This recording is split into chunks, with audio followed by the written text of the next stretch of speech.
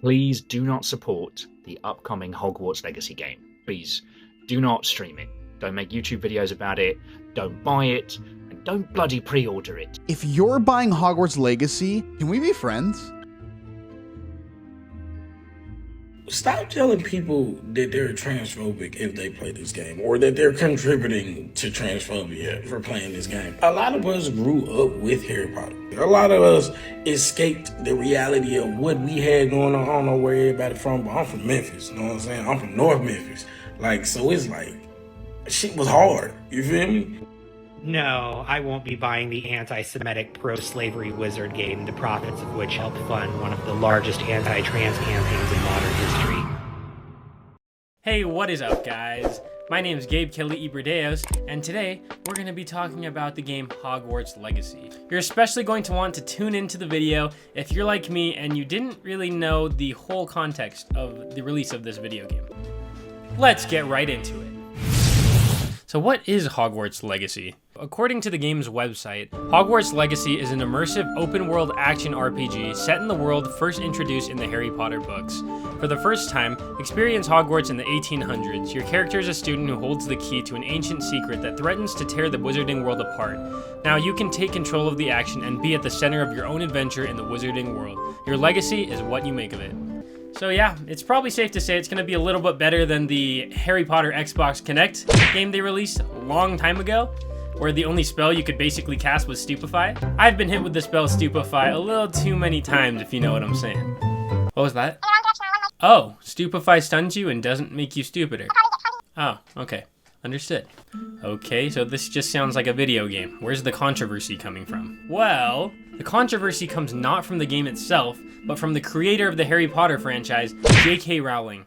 So, rewind back to 2020, J.K. Rowling sends this tweet based on an article written about COVID-19. People who menstruate? I'm sure there used to be a word for those people. Someone help me out. Wumben, Wimpund, Woomud. Obviously, J.K. Rowling here is making fun of the fact that the article included the words people who menstruate rather than the word woman. She then expanded on her statement like 30 minutes later and tweeted this. If sex isn't real, there's no same-sex attraction. If sex isn't real, the lived reality of women globally is erased. I know and love trans people, but erasing the concept of sex removes the ability of many to meaningfully discuss their lives. It isn't hate to speak the truth. The idea that women like me, who've been empathetic to trans people for decades, feeling kinship because they're vulnerable in the same way as women, to male violence, hate trans people because they think sex is real and has lived consequences, is a nonsense. I respect every trans person's right to live any way that feels authentic and comfortable to them. I'd march with you if you were discriminated against on the basis of being trans. At the same time, my life has been shaped by being female. I do not believe it's hateful to say so. These are J.K. Rowling's views, and she still holds these views to this day as she replied to a tweet sent just a couple months ago wishing one of her followers a Merry Turfmas. Maybe you're like me and you just weren't completely familiar with what the term TERF was. So here's the definition. TERF. A person whose views on gender identity are considered hostile to transgender people or who opposes social and political policies designed to be inclusive of transgender people. So, gain your own opinion of how you feel on the situation. She said what she said, I'm just going to present it, but at the same time, let's look at what some of the cast members of Harry Potter had to say about J.K. Rowling's statement. Daniel Radcliffe, Harry Potter, says in an interview with the Trevor Project, professional healthcare as a host. Oh my gosh. Any statement to the contrary. You know what? We're just going to do a voiceover again because I can't read quotes without stuttering. Stupefy, stupefy, stupefy, stupefy.